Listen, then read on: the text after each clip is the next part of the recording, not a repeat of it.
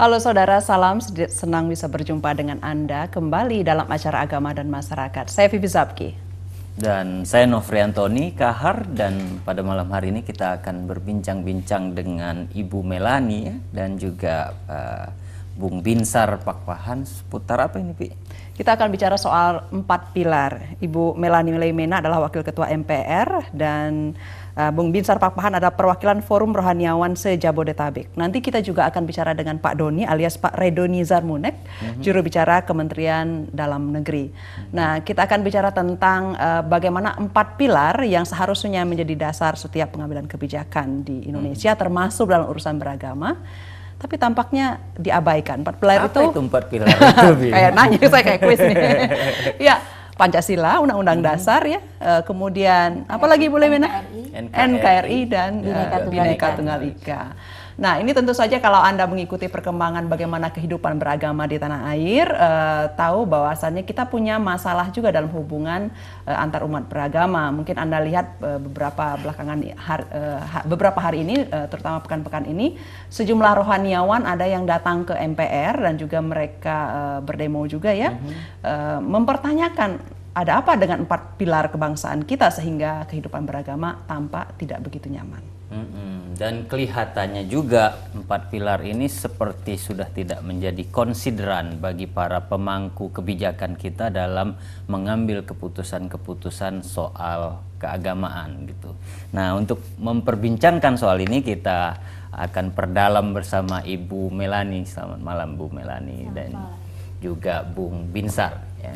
Ya, pertama ke Bung Binsar ini ya, kenapa mengadu kepada MPR? Apa sudah banyak putus asa begitu ya? Kenapa ke MPR? Memang sebelumnya kami sudah mencoba menempuh beberapa jalan. Kami pernah ke Menko Polhukam, kami pernah ke kantor Menteri Agama, kami pernah ke kantor Bupati sendiri, mencoba bertanya. Lalu kemudian kami percaya bahwa MPR adalah lembaga tertinggi negara ini. Dan seperti kata Pak Taufik Yemas hari Senin kemarin, tidak ada fraksi di dalam MPR. Yang ada adalah fraksi MPR. Dan yang namanya fraksi 4 pilar. Betul, namanya fraksi 4 pilar. Dan saya percaya artinya itu jadi rumah bersama. Betul. Dan sebagai lembaga tertinggi, kami mau mengadu ini kepada wakil-wakil kami yang duduk di sana. Karena kalau kami mengadu kepada lembaga legislatif, maka kami bicara soal hukum.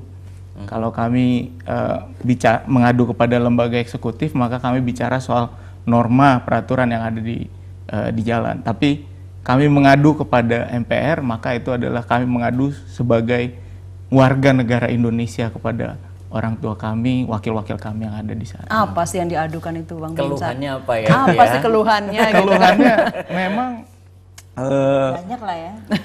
Sebenarnya yang kami keluhkan adalah eskalasi kekerasan yang terjadi di antara hubungan antar umat beragama, dan juga peraturan-peraturan yang sepertinya ditentukan secara semena-mena, menurut kami paling tidak, dalam kehidupan umat beragama. Nah, memang ini ceritanya panjang sekali, tapi eskalasi yang kita bisa lihat adalah kalau tadinya tempat ibadah itu disegel oleh kelompok tertentu, sekarang pemerintah yang mensegel dan membongkarnya. Jadi saya lihat ketika kami harusnya bisa mengadu kepada pemerintah setempat yang menjadi pengayom kami, ternyata dia sekarang yang merusaknya. Gitu. Dan kita bisa lihat misalnya beberapa yang terjadi dalam minggu-minggu ini terhadap jemaah Ahmadiyah misalnya, mereka dikurung, tidak dikasih makan, Dan baru kemarin mungkin mereka dikasih makan oleh Kapolsek, dibelikan nasi goreng gitu. Jadi saya lihat hal-hal yang seperti ini harusnya pemerintah bisa menolong. Kalau eskalasi seperti ini dibiarkan dan maka tempat berlindung tidak ada lagi. Karena itu kami datang ke MPR sebagai lembaga tertinggi negara kita untuk bicara soal hak setiap warga negara. Jadi spesifiknya apa tuntutannya Bung Binsar ya? Spesifiknya sebenarnya ada 10 kemarin yang kami nyatakan, tetapi yang terpenting mungkin. Yang terpenting, misalnya saya bisa bacakan di sini, mendesak agar MPR mendesak pemerintah pusat memberikan jaminan dan perlindungan kebebasan dan kemerdekaan beragama tanpa memandang suku, agama, ras dan antar golongan. Lalu kemudian agar MPR memperingatkan pemerintah setiap lembaga pemerintahan yang melanggar konstitusi negara Indonesia dengan membatasi gerak kebebasan umat beragama atau yang membiarkan tindak kekerasan dilakukan tanpa adanya konsekuensi hukum. Dan ini bisa kita lihat dengan semakin meningkatnya eskalasi kekerasan di mana rakyat di mana-mana sekarang mulai bersikap main hakim sendiri. Karena dia tidak percaya lagi terhadap lembaga-lembaga pemerintahan. Bahkan lembaga negara juga sekarang sudah main hakim sendiri terhadap lembaga negara yang lain misalnya. Jadi tidak ada yang mengatur ini kayak hukum rimba ini ya. Betul. Siapa yang kuat dia yang betul. berkuasa. Ini terjadi kalau lembaga pemerintahan sendiri tidak patuh kepada konstitusi yang ada.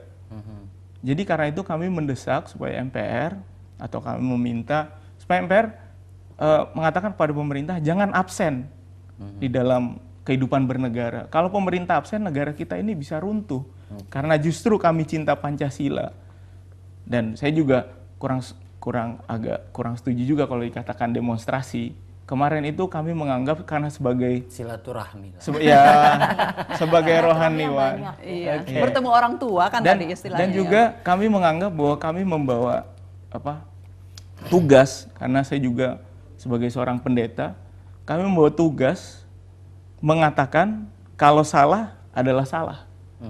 Jadi itu kami anggap sebagai tugas kami sebagai rohaniwan. Kita ke Ibu Melani ya, Vi ya.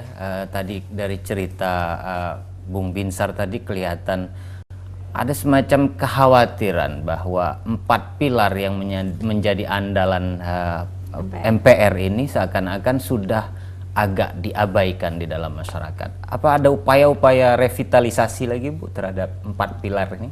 Sebenarnya kata-kata 4 pilar itu baru ya. Kita baru memperkenalkan setelah pimpinan MPR periode 2009-2014. Sebenarnya kalau di masa Pak Taufik Kimas ya. Di masa Pak Taufik Kimas. Sebenarnya kita Undang-Undang MD3 yaitu tentang MPR, DPR, DPD dan DPRD mengatakan bahwa pimpinan MPR wajib untuk mengkonsolidasi supaya seluruh anggota MPR menyampaikan perubahan Undang-Undang Dasar 1945 yang sudah diamandemen 4 kali gitu.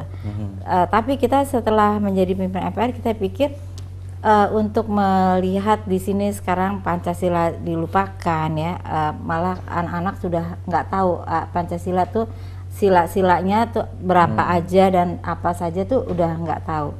Kemudian apalagi tidak bagaimana untuk paham ya, Bu apalagi ya. Untuk menghayati dan mengimplementasikannya. Kemudian kita melihat juga untuk memperbaiki kemudian kemarin kelihatannya konflik-konflik yang banyak ada di Papua, ada di Aceh dan sebagainya. Jangan sampai negara kesatuan Republik Indonesia yang kita sudah yang sudah bersatu dan bagus ini oleh founding fathers kita dipersatukan, jangan sampai akhirnya terpecah-pecah belah lagi. Kemudian kita semua bersatu karena apa sih gitu ya? Kita kan karena mempunyai semboyan Bhinneka Tunggal Ika, di mana kita tidak mempersoalkan kamu agamanya apa, kamu suku apa, kamu asal dari mana dan sebagainya. Nah itulah yang mempersatukan kita, di mana dipegang simbol semboyan Bhinneka Tunggal Ika oleh Garuda Pancasila itu ya. Jadi kita pikir, oh kalau gitu kita sekarang menginikan aja, jadi jangan hanya datang ke daerah, datang kemana-mana untuk cuma sosialisasi amandemen Undang-Undang 45, tapi marilah kita akhirnya Pak Taufik kita bikin gerakan sosialisasi 4 pilar, ada oleh-olehnya ya, jadi yaitu Pancasila, Undang-Undang Dasar 45, NKRI dan Bhinneka Tunggal Ika. Alhamdulillah dengan kita yang tadinya kita datang ke majelis, ke dewan masjid, ke gereja, kemana-mana kita yang datang nih pimpinan MPR keliling-keliling gitu. Tapi setelah kita memperkenalkan gerakan ini, akhirnya elemen masyarakat yang justru datang ke kita untuk meminta sosialisasi itu gitu ya, yang kita kemas dengan nama 4 pilar itu. Sehingga alhamdulillah Pancasila kita terus dengung-dengungkan, akhirnya 2013 ini dimasukkan lagi ke dalam kurikulum 2013 mata pelajaran. Tadinya kan cuman pendidikan kewarganegaraan, sekarang Pancasila dan kewarganegaraan. Jadi alhamdulillah Pancasila kita angkat lagi, padahal itu kan digali juga dari bumi Indonesia gitu. Nah ini kalau zaman dulu kelihatannya menjemukan sekali belajar Pancasila itu ya. Nah sekarang makanya dikemas bukan merupakan seperti indoktrinasi, tetapi lebih ke arah dialog. Tapi apakah gerakan ini Ibu, sosialisasi yang dilakukan ini misalnya bisa membantu keresahan teman-teman Bang Binsar dan kawan-kawan ini? Mungkin ini kan real, persoalan real yang mereka hadapi saat ini. Mungkin itu tadi ditanyakan ini dulu ya kan ya, relevannya 4 pilar.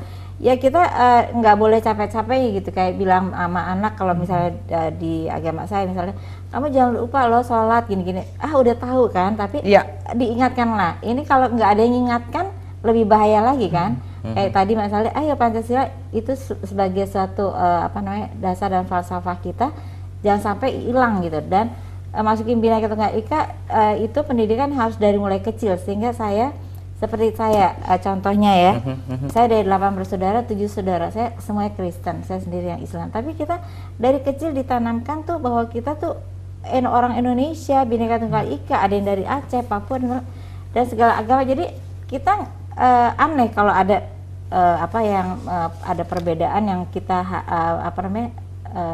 takut di dalam ada perbedaan segala gitu. Jadi itu kan harus dari kecil, dari kita kecil digaungkan seperti itu.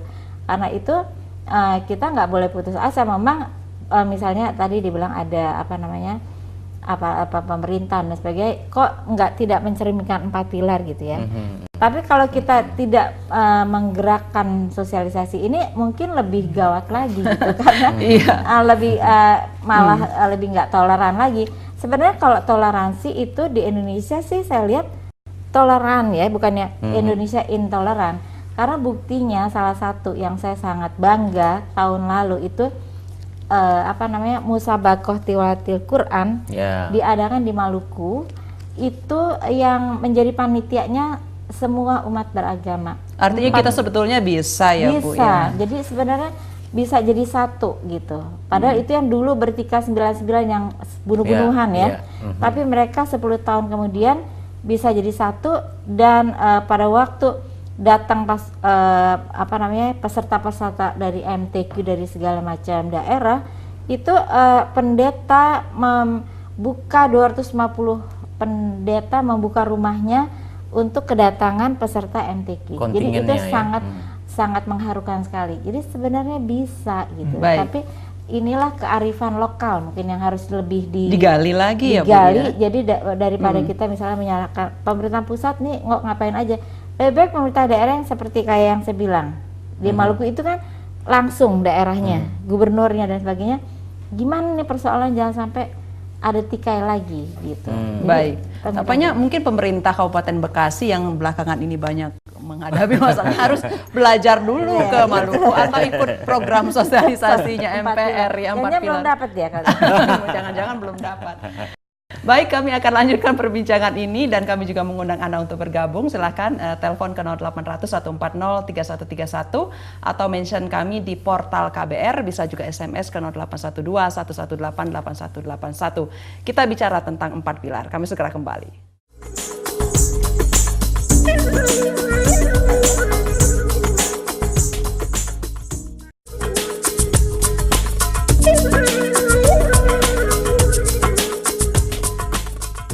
Kami masih bersama Anda dalam acara Agama dan Masyarakat. Saya Vivi Zabki dan Novrianto Nikahar masih menemani Anda. Kami bicara tentang 4 pilar, yaitu tentang Pancasila, Undang-Undang Dasar 45, Bhinneka Tunggal Ika, dan juga NKRI.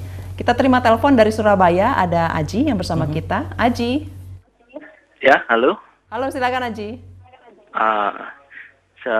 Jadi gini, Mbak. Kalau ini mungkin sekedar opini aja ya dari saya, masyarakat awam lah. Melihat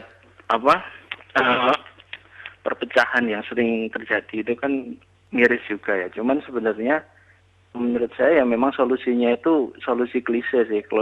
Kembali lagi ke pemerintah ya, karena memang yang mengatur undang-undang segala macam, yang punya hak untuk mengatur masyarakatnya itu kan memang pemerintah. Nah, memang ya harus ada keadilan dari beberapa pihak. Ya, salah satunya pemerintah. Pemerintah itu, misal contoh yang masalah izin bangunan ibadah. Harusnya pemerintah itu langsung tanggap kalau memang gereja itu nggak ada izin dibongkar. Harusnya ya, misal ada masjid nggak punya izin juga, harusnya juga nggak boleh berdiri juga. Nah, sikap tegas terhadap keadilan seperti itu yang akan menjadi wibawa pemerintah itu juga akan meningkat. Pertama itu. Kedua, keadilan dari orang-orang media. Teman-teman media itu tentu juga harus secara adil memberitakan masalah sebuah kasus itu secara holistik, secara keseluruhan. Jadi nggak cuma kelihatan pas kasar-kasarnya itu terblow up. Ya, harusnya memang harus ada pemberitaan dari belakang itu apa yang penyebab kasusnya, kemudian sumber narasumbernya juga harus berimbang juga. Nah, kenapa media ini harus adil? Karena media ini kan jadi corong ke masyarakat. Masyarakat itu akan iya aja biasanya gitu, ada dengan apa yang dilihat di media. Jadi kalau media itu mengarah ke A, ya orang bisa menjadi berpendapat A. Jadi memang harus ada juga keadilan dari media. Nah, jadi hal-hal yang sifatnya kurang adil ini itu harusnya bisa diminimalisir lah dengan pemerintah adil, media adil, dan juga tentu saja masyarakatnya juga harus adil ya dalam masyarakatnya juga harus adil juga gitu, Mbak. Baik, terima kasih Mas Aji atas teleponnya. Tapi ini Vi, kemarin Komnas HAM baru mengeluarkan semacam pernyataan bahwa mayoritas rumah ibadah di kita itu sebetulnya tidak punya IMB juga begitu. Artinya kalau betul-betul mau diterapkan hukum secara benar, banyak sekali bulldozer yang harus dilakukan terhadap rumah ibadah. Bagaimana melihat persoalan seperti ini, Bu Melani? Kalau gitu saya juga sangat prihatin ya kalau misalnya emang ternyata banyak juga rumah-rumah ibadah yang sebenarnya IM-nya nggak itu. Jadi rumah ibadah pokoknya nggak sesuai dengan itu nggak boleh pilih kasih ya. Jadi harus juga diterapkan, mungkin bisa mulai dari sekarang gitu, izin-izinnya bagaimana. Jadi mulai dari sekarang, daripada kan kita ya udah yang lalu gitu. Nah sekarang kita harus mulai terapkan kembali sehingga tidak ada yang merasa dia diabaikan gitu, atau dia di apa yang lain oke, tapi dia yang diuyak-uyak lah istilahnya. Dan saya sangat setuju tadi dari yang penanya yang Mas Aji di Surabaya, bahwa media pun kita harapkan untuk ikut memberikan berita yang benar-benar proporsional. Jadi kalau emang misalnya kemarin tuh MA yang sudah mengizinkan, tapi kenapa enggak apa gitunya. Jadi jangan yang di ininya yang untuk meletupkan aja, tetapi sebenarnya apa sih kendalanya dan masalahnya supaya masyarakat lebih mengerti gitu, sehingga mungkin kita bisa bersama-sama mencari solusinya. Iya, jadi media ini sangat bisa berperan besar dalam hal ini. Besar. Baik, tadi kita banyak bicara soal Bekasi ya, Bang Binsar dan juga Ibu Melani. Ada telepon dari warga Bekasi, Ibu Irianti, silakan. Iya, malam semuanya. Malam, silakan Ibu. Irianti dari Bekasi. Saya salah seorang aktivis di Bekasi yang mengikuti perkembangan cukup lama. Pertama, saya sayangkan kenapa kalau untuk sikap intoleransi selalu ditujukan ke Bekasi tanpa data. Karena yang saya tahu, Bekasi itu justru paling banyak gereja. Seperti pernah saya dengar, ada yang mengabarkan bahwa di Taman Galaksi, silahkan ibu-ibu cek di sana, ada 1 RT 7 gereja. Dan maaf lagi, kenapa Bekasi dikatakan paling intoleransi, sedangkan banyak kasus-kasus pemurtadan yang tidak terselesaikan. Contohnya, 1, Bekasi pernah dilanda dengan satu misi besar, yaitu Bekasi Berbagi Bahagia, yang menyalahgunakan tanda Pemkot Bekasi. Ada apa di situ? Antara lain pernikahan massal yang dinikahkan orang-orang Muslim, tapi penjelasan yang disampaikan oleh seorang pendeta. Belum lagi kasus lain, yaitu tentang penyalahgunaan mobil Ibu Yudhoyono yang datang ke SD-SD, memberikan pengarahan cerita-cerita Nasrani, membagikan tas-tas dan logo-logo bergambar Yesus.